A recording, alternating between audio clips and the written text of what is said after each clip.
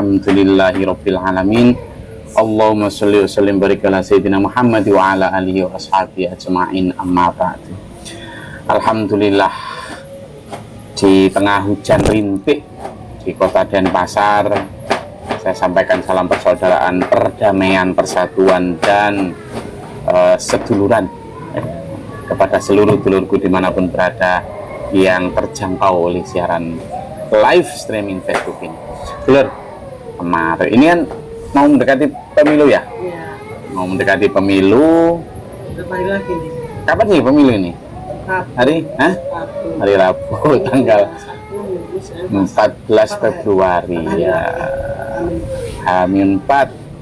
Kalau nggak salah hari ini sudah hari terakhir kampanye-kampanye gitu. Jadi 3-4 hari lagi itu hari tenang. Tenang. Mestinya ya tenang terus memang ya. Meskipun kampanye, meskipun apa, tenang terus. Dulur, terkait pemilu, saya itu didatangi oleh seorang caleg. Datangi seorang caleg. Di Lamongan, saya nyoblosnya di kampung halaman saya, nyoblos di sana. Nah, waktu itu saya didatangi oleh seorang caleg dari salah satu partai. Saya memang bukan simpatisan partai manapun. Saya didatangi, kemudian ya orangnya memang baik dengan kita secara seduluran, sebagai warga desa sama kita baik. Dan didatangi, ya kita ngobrol santai mawon. Saya sampaikan bahwa jikapun saya memilih sampean bukan karena partai sampean, saya bilang gitu, tapi karena orangnya, sampeannya gitu. Dan artinya tidak punya apa ya, fanatisme terhadap satu di antara partai. Saya lebih kepada orangnya. Nah, terkait dengan itu saya menyaksikan betapa tetangga saya ini di suara untuk satu kursi di parlemen untuk dia. Ada yang datang ke saya itu yang dari calon di DPRD tingkat 1, ada yang tingkat 2, dan ada yang DPRD tingkat pusat. Ya, kemarin saya di sini juga diminta dukungan untuk seorang DPD atau senator. Dulur, di semua level itu, bahkan yang di level presiden pun luar biasa kampanyenya, luar biasa, ya kan? Tenaga, pikiran, harta, bahkan doa, semua keluarga dikerahkan, teman kerabat dikerahkan, seluruh media dikerahkan. Mungkin nggak hanya 1 bulan 2 bulan ini, bagi yang mau berpikir untuk nyalek maupun nyapres, itu mesti sudah 1 tahun belakangan ini, itu hampir tiap hari pikiran, konsentrasi, semua fokus di how to reach the goal, bagaimana mencapai atau memperoleh tujuannya apa, power, kekuasaan, baik di tingkat legislatif maupun di tingkat eksekutif. Dulur, fenomena itu mengingatkan kita bahwa beberapa hal. Yang pertama, kalau untuk hajatan 5 tahun, untuk kursi legislatif 5 tahun, untuk kursi kepresidenan 5 tahun saja, begitu besar effort, begitu besar resources yang dikeluarkan, ya, baik oleh si calon sendiri maupun negeri ini, negara ini membiayai entah berapa ratus triliun untuk hajatan ini, hanya untuk kekuasaan 1 periode. Dulur, coba sekarang kita bandingkan. Oke, monggo, itu silakan, itu hajatan demokrasi yang sudah lumrah di sebuah negara demokrasi, ya kita jalani saja. Nggak usah terlalu kemudian sampai wah ini nanti hancur negara ini atau hebat negara ini dan sebagainya. Anggap itu sebagai sebuah hajatan yang lumrah 5 tahunan. Sekarang kita coba ambil pelajaran dari situ. Jika untuk 5 tahunan saja negeri ini menghabiskan ratusan triliun untuk memilih seorang pemimpin, atau untuk mendapatkan 500 sekian kursi di DPR pusat, atau sekian ratus atau ribu di DPR kabupaten atau provinsi, effort kita sebagai umat beragama, dulur, yang percaya akan kehidupan di akhirat, wah Gus Glori ke situ lagi arahnya. Lah memang apa yang Saya ajak sampean untuk kenapa kita untuk kampanye kursi sebagai ahlul jannah, kursi sebagai, waduh ya, jangan dibandingin lah, nggak apple to apple kalau dibandingin. Jangankan hanya kursi DPR tingkat 2, DPR tingkat 1, DPD atau presiden, dibandingkan dengan raja di raja paling raja sekalipun di muka bumi, kursi sebagai sampean ahlul jannah atau penghuni surga, berKTP surga, nggak apple to apple lah, nggak sebanding lah sama apa yang dijanjikan oleh Allah.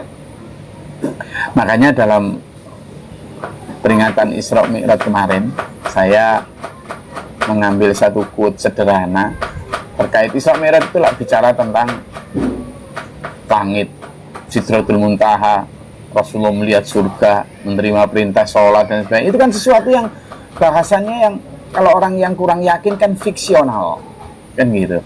Meskipun fiksi itu sebenarnya ada yang mengartikan sebagai kenyataan yang belum terjadi, artinya sebenarnya nyata. Tapi kan fiksional, orang kadang mengartikan itu sesuatu yang masih di awang-awang. Dan ada 85% lebih orang di Indonesia Muslim yang percaya bahwa surga dan akhirat itu ada. Artinya ratusan juta percaya bahwa surga itu ada. Kalau kita bicara presentasi survei-survei ini ya, elektabilitas untuk menjadi penghuni surga kok rendah sekali dari hasil survei. Survei sederhananya begini, berapa orang yang rela mengeluarkan effort, upaya, baik tenaga, pikiran, bahkan doa, sampai resources, entah itu tenaga, biaya, waktu, media, untuk berkampanye mendapatkan kursi kekuasaan berupa ahlul jannah. Ayo coba. Sekarang kita bicara muslim. Kalau bicara non muslim saya kurang tahu ya, karena mengasai bagaimana konsep tentang kehidupan setelah mati. Kita aja. Nah, kalau kita bicara ini, antara 85% orang yang percaya surga dan surga, ya kita bicara surga, percaya kehidupan yang abadi di sana. Lah kok enggak? Tanya diri sendiri masing-masing lah. Bandingkan dengan orang-orang yang ingin mencapai kursi kekuasaan tadi, effortnya. Kalau kita sebagai sebuah komunitas, coba dulu, bagaimana kampanye kita di dalam mengkampanyekan terhadap anak-anak kita, terhadap generasi kita, agar percaya surgawi, agar percaya bahwa kehidupan, ada kehidupan yang better life setelah mati itu. Nah, dulu, gini loh, saya tahun 2009 itu pernah dulu nyalon, itu pernah saya pernah, jadi saya bersama keluarga itu nyoba untuk berdakwah melalui jalur politik tahun 2009. Waktu itu saya karena ingin independen, bisa lintas partai, saya nyalon untuk nyoba senator. Itu baru pertama kali ada konsep senator. Itu kalau nggak salah 2009, ya nggak salah. Nah, 2004 ya mulai, tapi 2009 saya nyalon. Keliling itu saya ke Jawa Timur, saya dari Jawa Timur, keliling Jawa Timur. Di Kabupaten A saya bersama dengan partai A, di Kabupaten B saya bersama dengan partai B, di Kabupaten C saya bersama dengan partai C. Sehingga teman saya banyak, saya bergaul dengan banyak partai, saya bergaul dengan banyak lintas kepentingan politik, lintas kepentingan suara, lintas para caleg-caleg yang berbagai macam. Dari enak saya. Kenapa enak? Karena saya bisa menyampaikan misi untuk menyampaikan ajaran agama ini di panggung-panggung kampanye partai politik.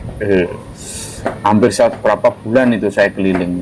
Saya sampaikan di sana tentang bagaimana mengenal Allah, tentang bagaimana persatuan dan persaudaraan, agar kita memiliki musuh itu jangan manusia tapi setan di hati masing-masing. Saya ajak untuk menanamkan keyakinan dunia di partai politik. Saya sering sampai kadang lupa coblos nomor saya, waktu itu saya nomor 13. Di dalam, kalau misalnya Bapak Ibu sekalian tahun 2009 khususnya di Jawa Timur, di kertas suara itu ada foto saya waktu itu.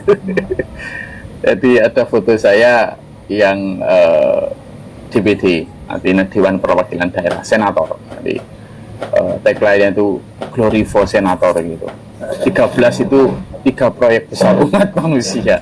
Jadi 3 proyek, 1 solusi umat, 3 proyek besar umat manusia. Itu saya pakai begitu. Angka saya 13, 1 solusi umat, 3 proyek besar umat manusia. Apa 3 itu?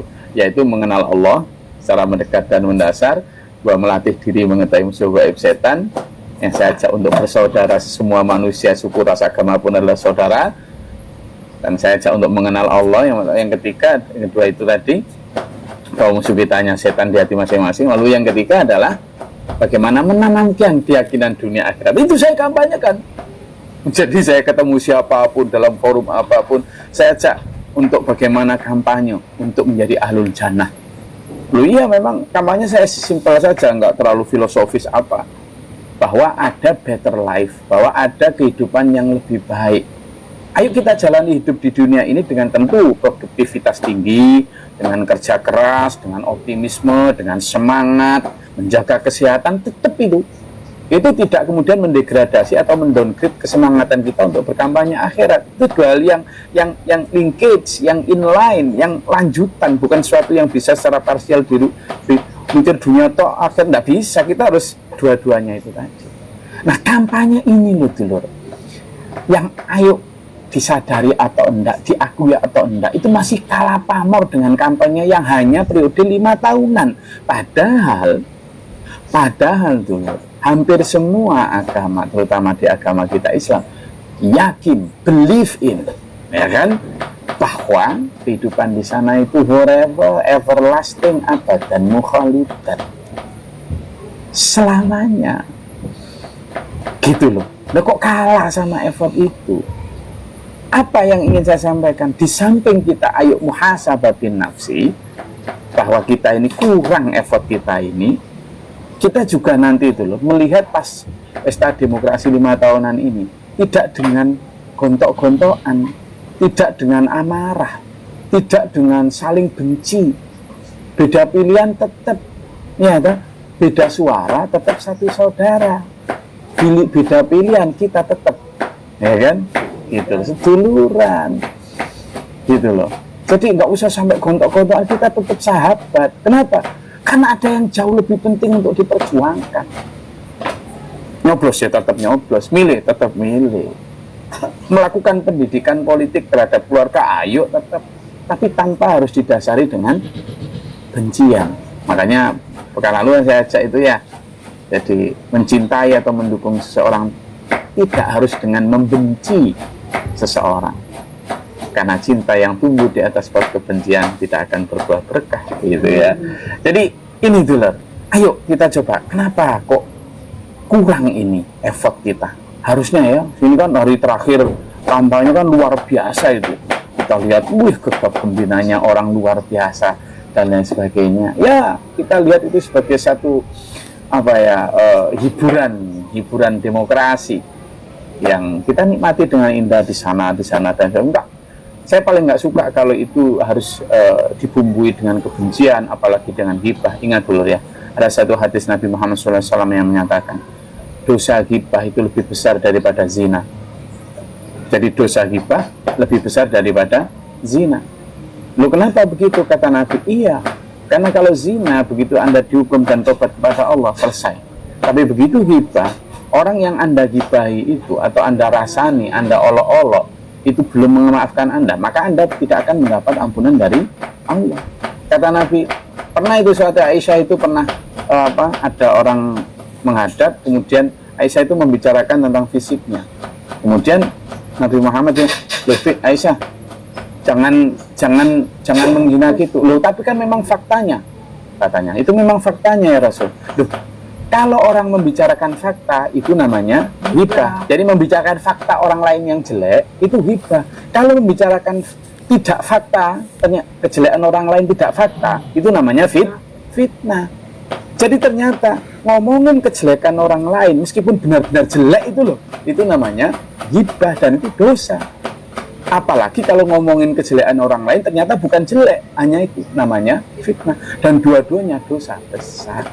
Karena itu jangan kotori politik dan pesta demokrasi ini dengan ghibah. Dan yang terakhir, yang penting tadi adalah bagaimana kita meningkatkan kampanye kita untuk menjadi ahlul jannah, minimal setara dengan gegap gempitanya kampanye kita, effort kita, resources yang kita pakai untuk mendapatkan kursi-kursi kekuasaan tadi. Atau kalau bisa lebih besar yang kampanye sana dong. Soalnya Pak, di sana jauh lebih abadi, di sana jauh lebih menjanjikan, karena yang menjanjikan bukan para politisi, tapi yang menjanjikan adalah yang maha tinggi, yang maha mulia, yang maha kuasa, yakni Allah SWT.